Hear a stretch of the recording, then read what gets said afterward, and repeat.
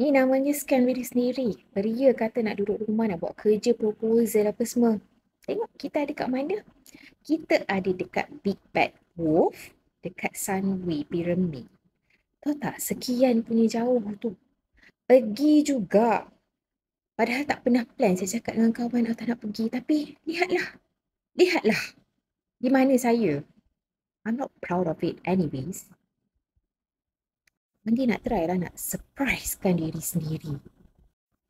Buku klasik dengan cover-cover yang baru. Mungkin ada nak kumpul. Ni lah favourite saya.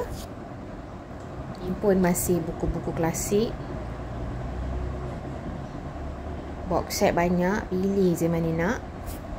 Sejam pertama jalan-jalan sahaja pusing kita nak take inventory.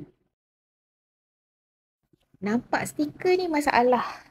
Semenjak dah journaling ni scratchbook ni point.